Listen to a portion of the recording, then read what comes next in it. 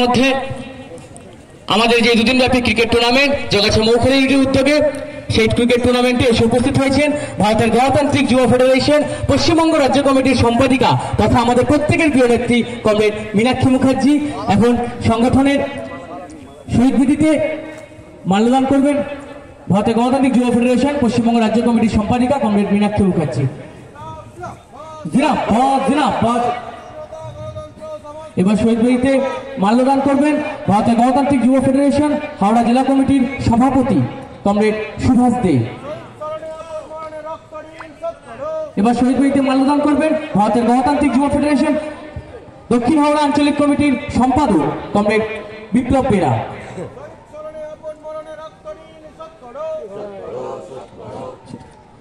আমরা কমরেড মীনাক্ষী মুখার্জিকে অনুরোধ করবো আমাদের মঞ্চে যাওয়ার জন্য। ভারতের গণতান্ত্রিক যুব ফেডারেশন এবং কমরেড সমীর সাহাকে অনুরোধ করবো স্টেজে যাওয়ার জন্য। আমরা স্টেজে যাওয়ার জন্য অনুরোধ করবো উচ্চতর গণতান্ত্রিক আন্দোলনে এই অঞ্চলের অন্যতম নেতৃত্ব কমরেড গোপাল ঘোষ, দক্ষিণ হাওড়া আঞ্চলিক কমিটির সম্পাদক কমরেড বিপ্লব বেরা, হাওড়া জেলা কমিটির সভাপতি কমরেড সুভাষ দে, হাওড়া জেলা সম্পাদক মন্ডলীর সদস্য কমরেড শ্রেয়ান চক্রবর্তী সেনগুপ্ত এবং জেলা কমিটির জেলা সম্পাদক মন্ডলীর সদস্য কমরেড সুজয় চক্রবর্তী, জেলা সম্পাদক মন্ডলীর সদস্য কমরেড সোমনাথ গৌতম এবং জেলা সম্পাদক মন্ডলীর সদস্য কমরেড প্রত্যুষা চ্যাটার্জি। প্রত্যেককে মঞ্চে যাওয়ার জন্য অনুরোধ করব।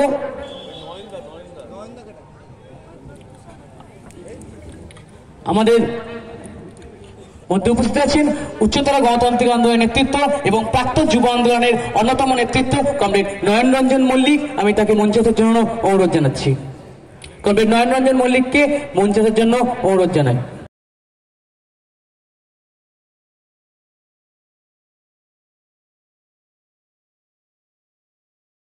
নেতৃত্বরা এবং মাঠ জুড়ে দাঁড়িয়ে আছে দাপিয়ে খেলবে বলে। কমরেড সুবিনয় ঘোষ আমাদের সংগঠনের একদম প্রতিষ্ঠাতা, নেতৃত্ব সহ সভাপতি এবং এই অঞ্চলের গণ আন্দোলনের, শ্রমিক আন্দোলনের, সাধারণ মানুষের প্রত্যেক দিনের দাবি দাওয়াকে নিয়েও যারা নেতৃত্ব দিয়েছেন তার মধ্যে অন্যতম আমাদের মধ্যে। তার স্মৃতিতেই প্রতি বছরই এই কর্মসূচি হয়, তাই তো? আমাকে আমাদের জেলার সভাপতি কমরেড সুভাষ দে যখন বলে, আমাদের রাজ্যের নেতা কমরেড পৌলবী মজুমদারের সঙ্গে যখন আমরা রাতে এই বিষয়ে কথা বলি, তার কাছেও কমরেড সুবিনয় ঘোষ সম্পর্কে আরও কিছু কথা জানতে পারি। আমরা এই দুটোকে লিঙ্ক এইভাবেই করতে পারি যে আমরা পথভ্রষ্ট হইনি। তারা যে উদ্দেশ্যে, তারা যে লক্ষ্যে, তারা যে মেজাজ নিয়ে, তারা যে দীপ্ততা নিয়ে যে লড়াইটা করেছেন, সেই লড়াইয়ে আমরা কতটা থাকতে পারছি সেটা তো ভবিষ্যৎ প্রমাণ করবে। রাজনীতিতে বা যে কোনো কাজেই, এমনকি পরীক্ষা দিলেও রেজাল্ট বার হতে 2-4 দিন সময় লাগে, 2 মাস 3 মাস সময় লাগে। আর রাজনীতিতে তো কাজ করতে গেলে একই আছে, কাজ করতে গেলে বহু বছর পর ঠিক হয় যে রাস্তাটা ঠিক ছিল কি না। আমরা এটুকু বলতে পারি যে যে রাস্তায় ওনারা চলেছিলেন সেই রাস্তাটা আমরা ছেড়ে দিইনি। এখন আমরা সবাই মাঠে আছি, ওরাও খেলার জন্য অধীর আগ্রহে আছে। ওদের সবার আমাদের কথার প্রতি অতটা মনোযোগ নেই, স্বাভাবিক। কেন? কারণ ওরা এই মাঠে খেলতে এসেছে। মাঠে কেন খেলতে এসেছে?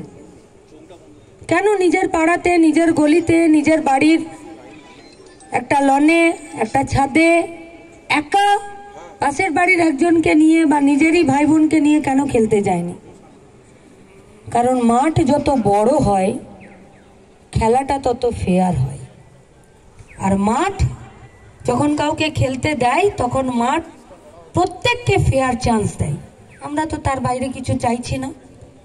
আমরা এই গোটা পৃথিবী, গোটা দেশ, গোটা রাজ্য, গোটা হাওড়ার বুকে আমরা যারা কাজ চাইছি, যারা বড় হতে চাইছি, যারা শিক্ষা চাইছি, যারা মানুষের মতন মানুষ হয়ে বেঁচে থাকতে চাইছি, আমরা ফেয়ার চান্স চাইছি। এর বেশি তো কেউ কিচ্ছু চাইনি। তাহলে ফেয়ার চান্স চাইতে হচ্ছে কেন? এই মাঠ তো কখনো দুটো ক্রিকেট টিমের মধ্যে কোথাও কোনো রকম দ্বিচারিতা করবে না। যখন এই টিমের কোনো একজন প্লেয়ার ব্যাট ধরতে আসবে, তখন কি পিচটা তাকে ডিস্টার্ব করবে? করবে না। বা অন্য দলের সে যখন ব্যাট ধরতে আসবে, তখন কি পিচটা তাকে ডিস্টার্ব করবে যে না তুমি আমার পছন্দের টিম নাও? করবে না। কারণ মাঠের বৈশিষ্ট্যটাই তাই, যে সবাইকে ফেয়ার চান্স দেয়। তাহলে গোটা পৃথিবী, দেশ, রাজ্য, হাওড়া, এমনকি আপনি আপনার ওয়ার্ডে ঢুকে যান, কেন এই ফেয়ার চান্স প্রত্যেকে পাচ্ছে না? বেঁচে থাকার জন্য, খাবার জন্য, মাথায় একটা ছাদের জন্য, একটা কাজের জন্য, শিক্ষার জন্য। আর এই ফেয়ার চান্সের কাব্য কথায়, বইয়ের কথাতে, সংবিধানের পাতাতে এর নাম হলো সমান অধিকার। এই মুহূর্তে মাঠে উপস্থিত আছেন ভারতের গণতান্ত্রিক যুব ফেডারেশন পশ্চিমবঙ্গ রাজ্য কমিটির সম্পাদিকা কমরেড মীনাক্ষী মুখার্জি। উপস্থিত আছেন যুব বর্তমান এবং প্রাক্তন নেতৃত্বরা।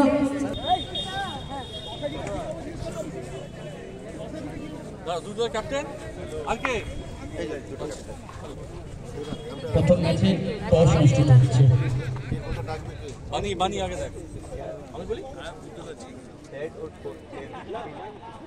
दोनों तरफ बेड नहीं है, एक ही तरफ।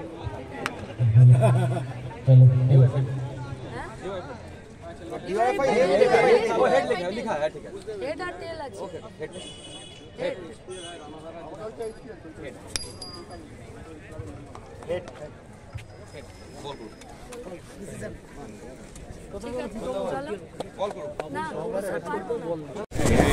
জোট নিয়ে যে আমরা কোনো একলা চলবে, দিল্লিতে একরকম বলছে, এখানে একরকম বলছে। ছেলেপুলেগুলো এত ভালো খেলছে, সকালবেলার মাঠ। আপনাদের আজকে মমতা ব্যানার্জিকে মনে পড়ছে? এরা কি চাইছে? এরা চাইছে যখনই ভোট হোক তারা যাতে নিজের পছন্দ মতো ভোটটা দিতে পারে। এরা কি চাইছে? এরা চাইছে জোট ঘোট যাই হোক, অন্তত পক্ষে যাতে আমার কাজটা হয়। এরা কি চাইছে? যাতে ভারতবর্ষের তার যা আয়ের তার একটা নির্দিষ্ট টাকা খেলাধুলা, ক্রীড়া সংস্থান এবং যারা একদম পিছিয়ে পড়া ছেলেপুলেরা আছে তাদের খেলার, তাদের বিকাশের জন্য খরচ হোক। ভোট, সরকার, পার্লামেন্ট, বিধানসভা এই কাজের জন্য কি সঠিক জায়গায় কাজ করছে? আমাদের প্রশ্ন খেলার মাঠে সেইটা। মমতা ব্যানার্জি কি বললেন তার থেকে বড় কথা তিনি কি করেছেন। তিনি শাহজাহান করেছেন, তিনি বাকিপুর করেছেন, তিনি জ্যোতিপ্রিয় করেছেন, তিনি পার্থ চ্যাটার্জি, মানিক ভট্টাচার্য করেছেন। আমাদের দুঃখ, আমাদের কষ্ট, আমাদের সমস্যা সেইটা। আপনি বললেন ফেয়ার চান্সের কথা, ফেয়ার চান্স কি আবার ফিরে আসবে বলে মনে হয়? আমি কি জানি? আপনাকে জিজ্ঞেস করি। আমরা চাই বলেই তো মঞ্চে দাঁড়িয়ে বলছি। আপনারা কি চান?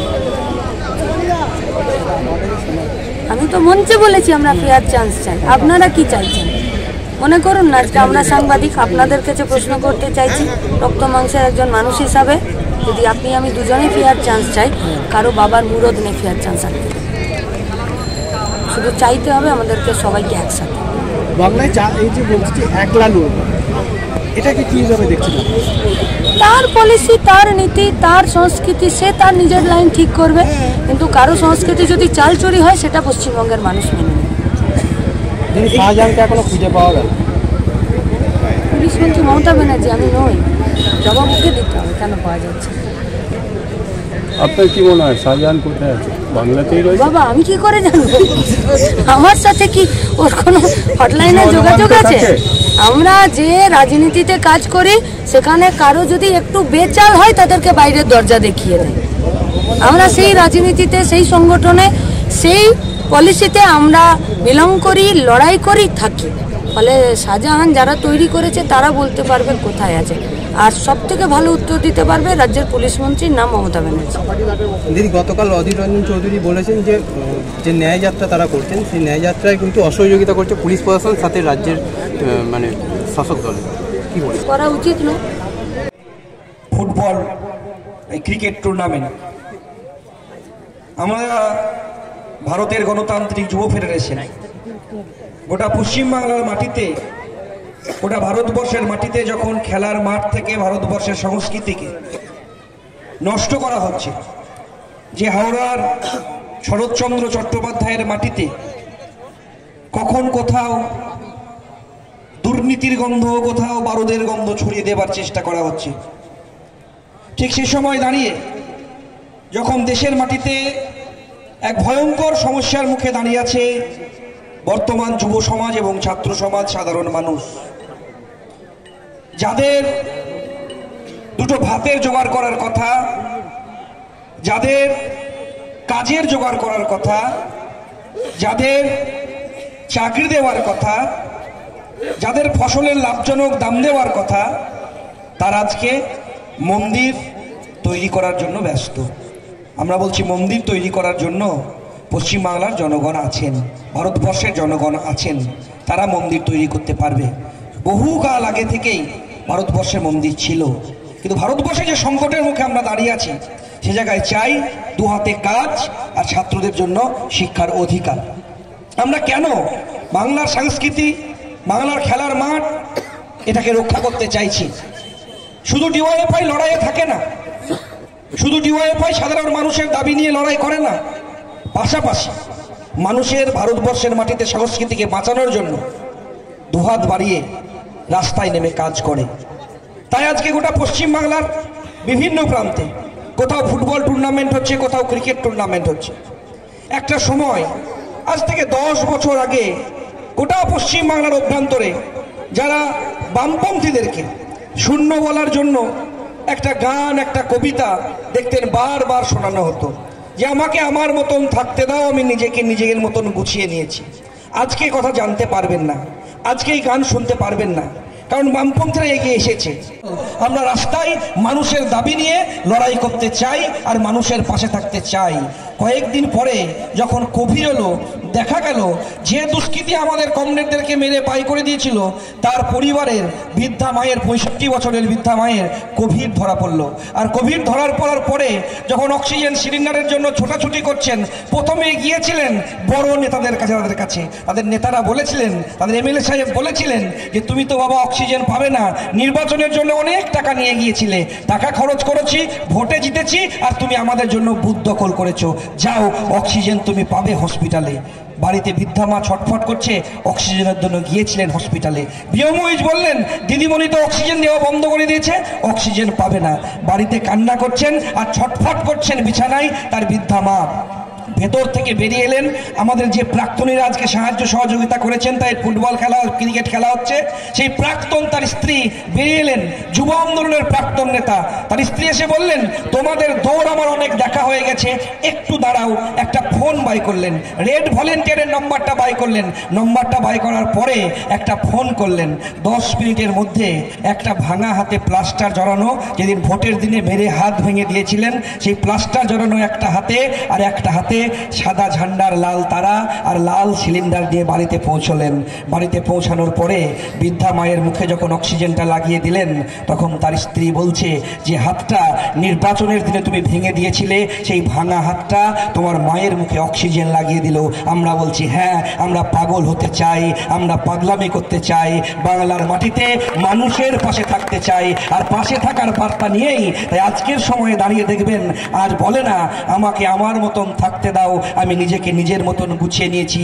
আজকে বলে বাংলার ইয়াং জেনারেশনের কলার টোনে, আজকে বাংলার যৌবনের কলার টোনে আজকে বলে যে বাড়িয়ে দাও তোমার হাত, আমি তোমার আঙুল ধরতে চাই, বাড়িয়ে দাও তোমার হাত, আমি তোমার পাশে থাকতে চাই। আর এই পাশে থাকার বার্তা নিয়েই ঐতিহাসিক 7ই জানুয়ারি ব্রিগেড সমাবেশে আপনারা সকলে সাহায্য করেছেন। আমরা চাইবো যারা দূরে সরে গিয়েছিলেন, যারা সরে গিয়েছিলেন, লড়ে গিয়েছিলেন, আপনারা আমাদের পাশে আসুন। বাংলার আগামী দিনের যৌবনের ভবিষ্যৎ আমরাই পারি ফেরাতে। খেলার মাঠ থেকে শুরু করে গোটা বাংলার শিক্ষাঙ্গন থেকে শুরু করে বাংলার যৌবনের হাতে কাজ আমরাই দিতে পারি। আসুন ঐক্যবদ্ধভাবে আগামীর পথে লড়িয়ে যাই, আগামী যৌবনের সামনে নতুন দিশা দেখাই। সকলকে নমস্কার, অভিনন্দন, প্রণাম জানিয়ে আমার কথা শেষ করছি। আপনাদের সবাইকে অনেক অনেক অভিনন্দন। আপনারা দেখছেন এই যে টুর্নামেন্ট হলো, যার নামে নিবেদিত এই মানুষটিকে স্মরণ করা আমাদের আজকে হাওড়াবাসী হিসেবে অত্যন্ত জরুরি। ডিওয়াইএফআই সংগঠনের মঞ্চে দাঁড়িয়ে তো বটেই, এমনকি হাওড়া শহরের প্রতিটি নাগরিকের জানা উচিত এই মানুষটি সম্পর্কে যে কে এই সুবিনয় ঘোষ।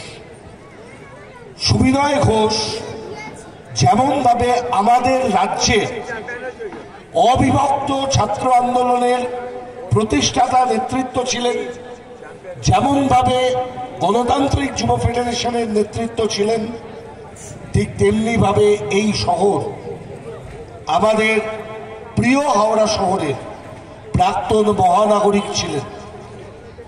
কথাটা বলছি এই কারণে যে আজকে এই হাওড়া শহরে যে মহানাগরিকের প্রয়োজন আছে,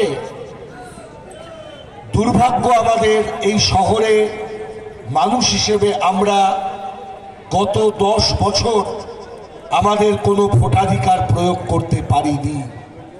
কমরেড ধ্রুবজ্যোতি সাহা মঞ্চে দাঁড়িয়ে বলছিলেন, মাঠ বাঁচানোর লড়াই, পুকুর বাঁচানোর লড়াই, শহর বাঁচানোর লড়াই, মানুষ বাঁচানোর লড়াই, আপনার প্রতিবেশীকে বাঁচানোর লড়াই।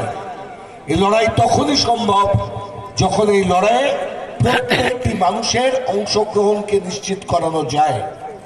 আর সেটা নিশ্চিত করাতে পারে যদি সুষ্ঠু গণতান্ত্রিক একটি পুরো প্রশাসন থাকে একটি শহরে, যে পুরো প্রশাসন কমরেড সুবিনয় ঘোষণা দিয়েছিলেন। আমরা তাই আপনাদের অনুরোধ করব, এটা রাজনৈতিক বক্তৃতার মঞ্চ নয়, কিন্তু ওই যে খেলার জন্য মাঠ, আর মাঠ রক্ষার জন্য গণতান্ত্রিক ভাবে নির্বাচিত পুরসভা, এটার প্রয়োজন খুব।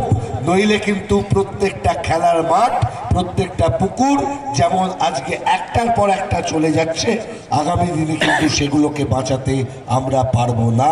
বাঁচাতে যদি না পারি, আমাদের শহর বাঁচবে না, আমাদের পাড়া বাঁচবে না, আমাদের সমাজ বাঁচবে না, এবং আমরা হাওড়াবাসী হিসেবে ক্রমশ অন্ধকারে ডুবে যাব। আমরা এই কথাই আপনাদের কাছে বলতে চাই। সকলে ভালো থাকবেন, সুস্থ থাকবেন। ধন্যবাদ, নমস্কার।